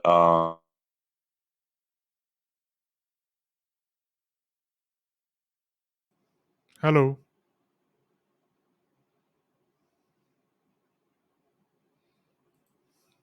hello.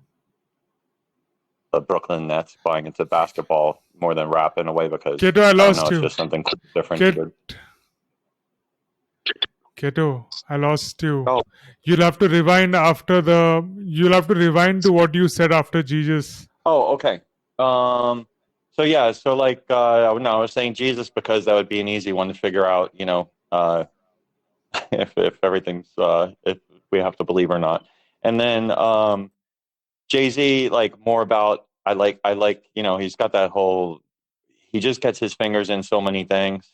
And I'd ask him like about like his process sort of finding like the next great talents and stuff, like how he does that.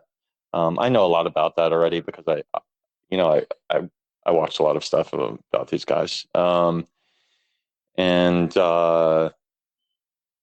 yeah, shoot, wait, who's the other one? Can't remember. Elon Musk. Oh, Elon. Shoot. What I ask Elon? Oh, okay.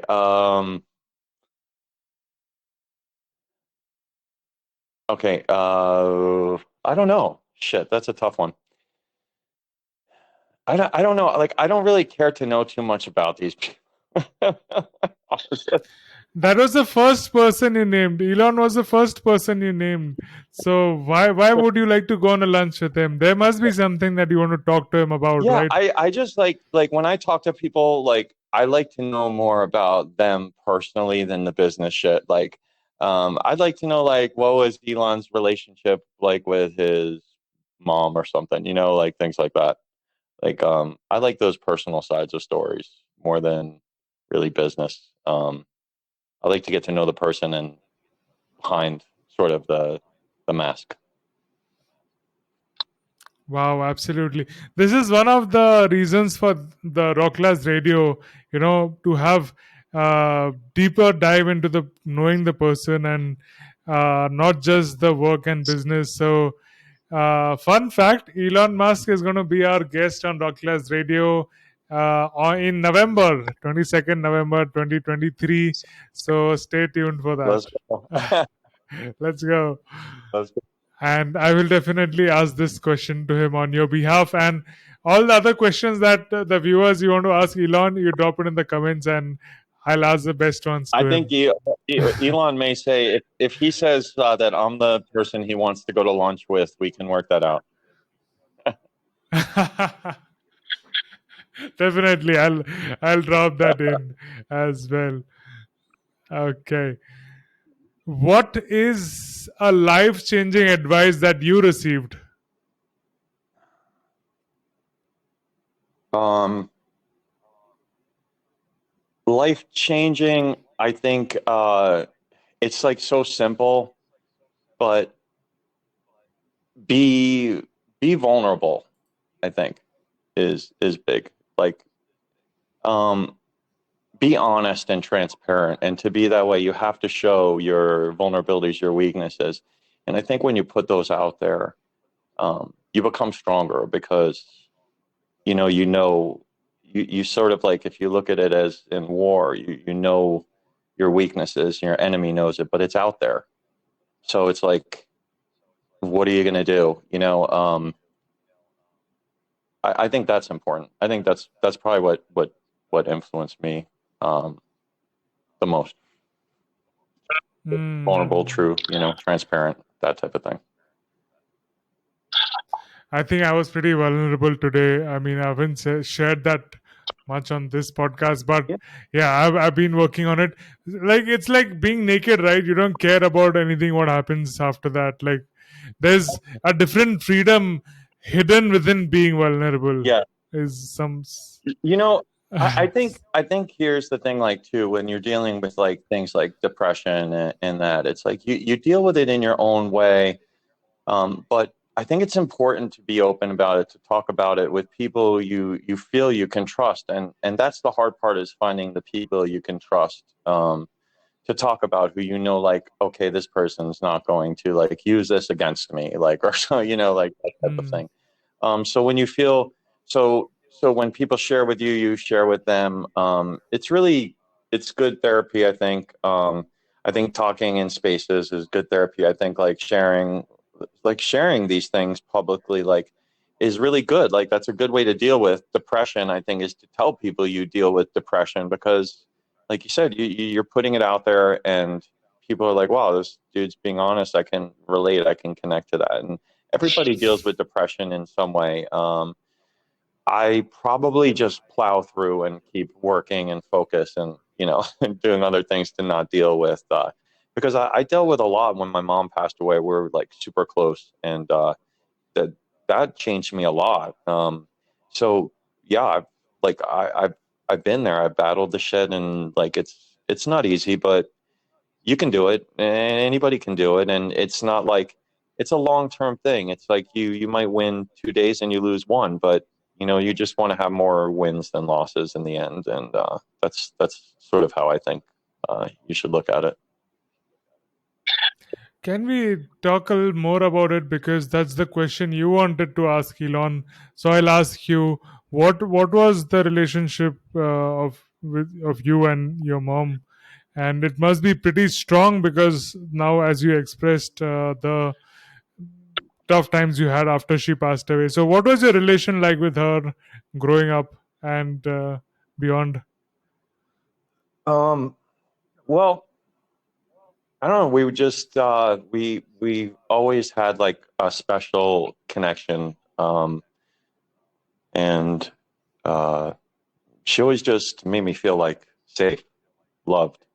Um, and I think there's really nobody that makes you feel that way. Um, so that's why I always have like that special, place for moms too. Like, um, they're the guardians of us, and women. They're the guardians of the boys and the men. And I saw like, um, uh, I just like, I don't know. She was just amazing. She was an artist too, teacher, selfless, and yeah, just a great person. So we just were, yeah, we had it was tough, but I guess how I get past it is, um, I don't think you ever get past it. You just try to deal with it best you can, manage it. Yeah, it's good not to forget, and I think it's good sometimes to feel a little bit of the sadness. So, you have that connection. You don't want to get rid of all of it. Be numb. I remember the photo which was there in your pin tweet. I'm trying to find it. That was on a pin tweet for such a long time. You and Yeah, your mother was pregnant, and you looking up at her. That was such a beautiful photo. yeah, and after the stuff with the like that article and stuff, like, I took it off of my pin.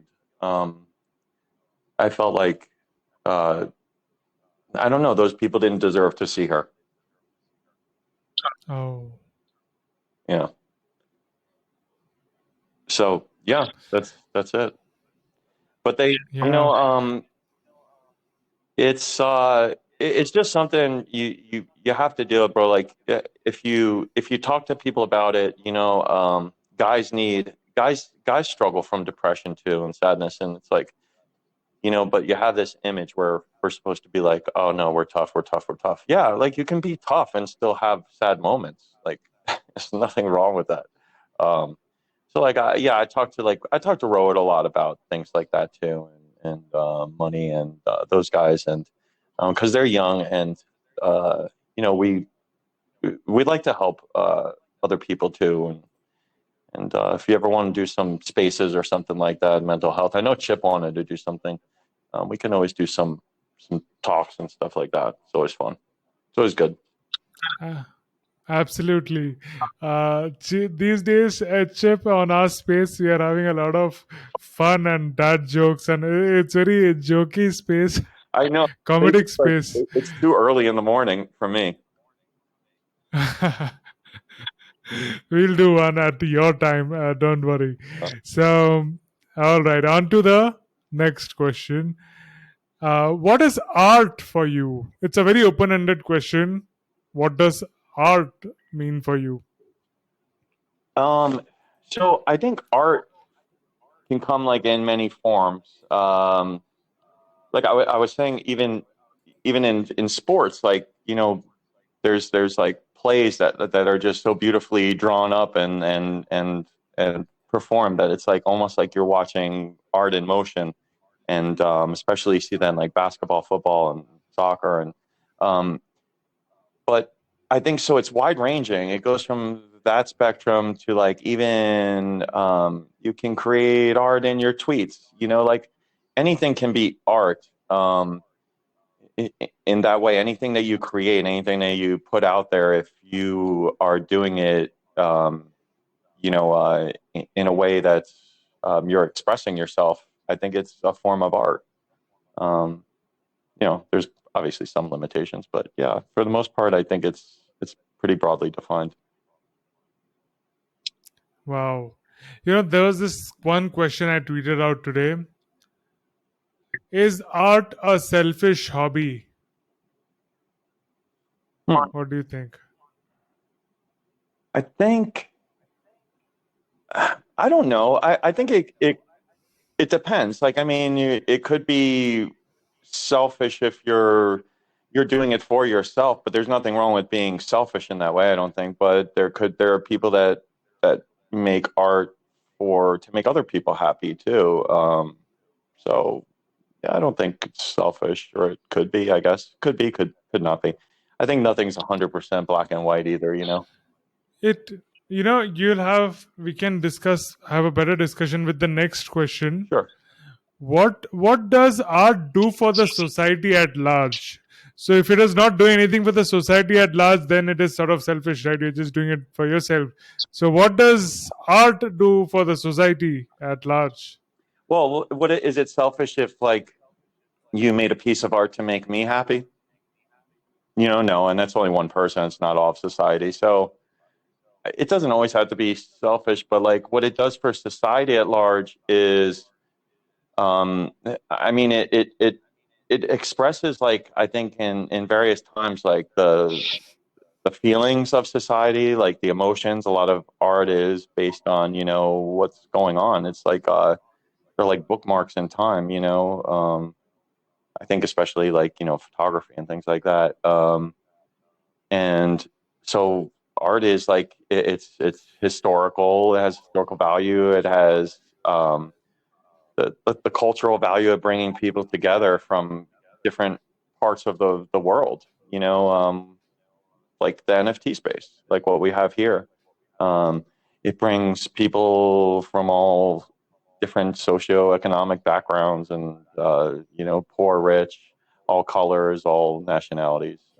It's a unifier, and it's also a divider too, because it's can be expressive and divisive, and um, so yeah, it's huge influence and impact on society. So beautiful. And I'm going to steal that line, bookmark in time. That's a good t-shirt idea. You got And that's so true. That's so true.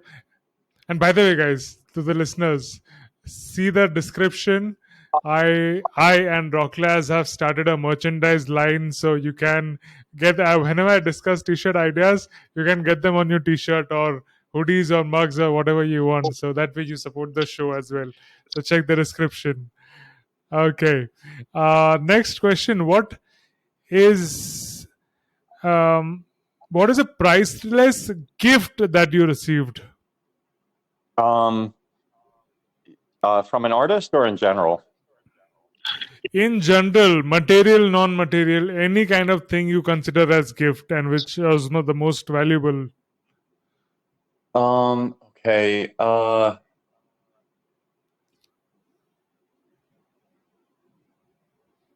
I mean, my mom, I guess, like, yeah, that the love of having my mom, my grandma gave me was probably the most beautiful gift I ever have gotten. So yeah. Wow. What advice would you give to your younger self? Oh, geez. I don't know. Like, I'd say do you, because in the end it's gonna work out. Because I Ah, like where I am. Like, if I changed anything in my past, I wouldn't be here. I wouldn't know the people I know. I wouldn't have the experiences. I'd be a different person. I'm good. Yeah. So I'd be like, just I probably would stay out of his way. You need to learn from okay. mistakes, the hard way sometimes. Sometimes when people tell you not to do stuff, it doesn't impact the way when you do it and you find out you weren't supposed to do it. But you'll never know until you find out, right? Right, right, exactly. Got to see how much you can get away with. Okay. Do you like watching movies? What's your favorite movie?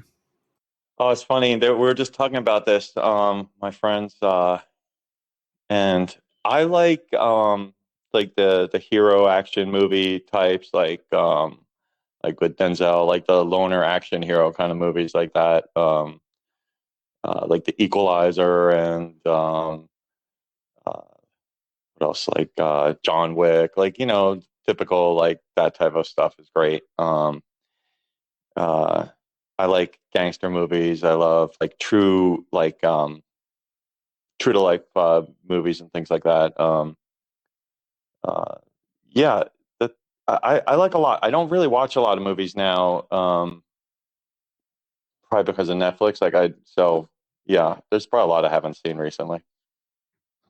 But I love mafia stuff too. Like, I mean, I grew up Italian American, so like I know like I'm well, how do I say it without being in trouble? But like I know about that life, and it's very interesting to see how it's portrayed in TV too, like Sopranos and things like that. Like I love to see that. I love to see like um, El Patron de Mal is like it's about Pablo Escobar and things like I love that type of stuff. I love to see how empires get built, things like that too. Amazing. Now I'm really curious. You have been there, lived that life of Italian in America. So you might have a first-hand experience of the Italian mafias. So can you share some fun facts or stories from there? At least one. Well, I don't, but like, yeah, I mean, of course I know people, but I am not, I don't have any. I just know I can say like, um, yeah, my cousin he used to pick up garbage on the street, like he was a garbage man because sanitation man, because his dad made him work it, because of the union.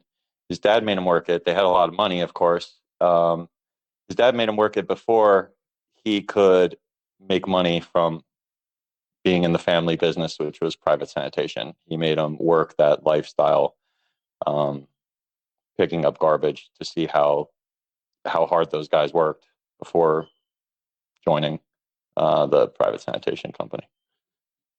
So yeah, that's kind of interesting. They're very hard on uh, on some They pass down cousins. they pass down the family knowledge and business and keep it all together. I really love that.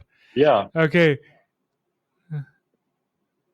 Next question. Which is your favorite book? Um. Don't read much, honestly. Um. I mean, like what I read when I'm reading books, it's mostly like uh, true stories, like um,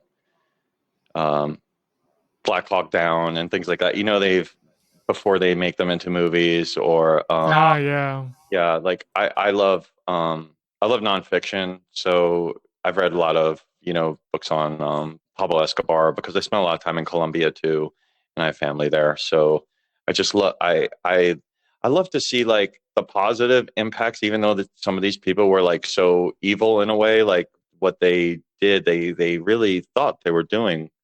Some of them were doing good, and and it's just so interesting to understand how these. I love the psychology of understanding how people are and why they do what they do. Um, yeah, I like to read people. Beautiful. What's your favorite book? Um, Food. I mean, what's your favorite food? uh, pizza, Pizza. Yeah, let's go. sushi, eggs, avocado, um, Okay. Italian food, and I love Dominican, Puerto Rican food too, and some Colombian food, What's Mexican food. what's on your bucket list next? Let me think. I don't really have a bucket list. Honestly, like I've done so many crazy things in my life. Like it's like if I want to do something, uh, I feel like I've already done it. I don't want to like go climb Mount Everest, so you can take that off there. I don't want to do anything super like crazy, risk my life. Like, no thanks, I'll pass. Yeah, I risk my life every day. I live in the state of Florida. It's crazy people. We had a marine biologist from Florida. We talked about shark eggs and alligators and a lot of interesting things. So, guys, do check out. That's a very interesting episode. What was Um, that? Have- we had a marine biologist from Florida. Oh, I'll oh, I love marine biology. Yeah, I'll Florida's. share the episode. I'll share the links with you. I definitely will. Awesome. What what gets you excited about the future? Um, I guess just the, the potential of whatever I'm doing. Like what I like. Again, I'm not exactly sure what my end goal is in this NFT space. If there's an end goal, but whatever information I'm gathering, experience, and my vision is ever changing. Whatever that ends up being in the end, like reaching that, that's what gets me excited. Working towards something. I need goals in life. I can't just be like, cool, I have money and I don't have to do anything. Like I will always need a challenge. I'm a competitive person. It's in my blood probably from sports and um, just in life, you know. But yeah, so I need that. I need that like drug of adrenaline and competition because I don't do drugs. Let's So there you go. go. Yeah, save the drugs, kids. Okay, so we have we are coming to the end of the show. Thank you so much, Kato, for joining us. It was a great conversation. Thanks, John. And what are some parting words you'd like to share with the audience? Parting words. Well, I had a great time today. Let's just say that this was fun. And um, parting words, guys. Just be positive, have fun in the space, and don't worry about messing up. Don't worry about experimenting. Don't worry about pissing off like every little person in the space. You do you. Be open, transparent, honest. And in the end, if everything goes to shit, you can always just blame Kato. Wow, let's go. Thank you so much, Kato, for joining us. We usually take a selfie for the thumbnail, but I'll find an interesting way to do that to dox Kato. Sounds good. I'm I'm going to put out some tweets or put it in a way that it looks more controversial. So like people actually want to see till the end how. I mean, I'm thinking of something on those lines, but it's going to be fun. Sketo, thank you so much for joining in. A lot of love, respect, and appreciation for what you do. So nice to be finally getting to see you and talk to you today. So Thank see you around. Thank you so much. Have a great week ahead. you too, brother. Be good.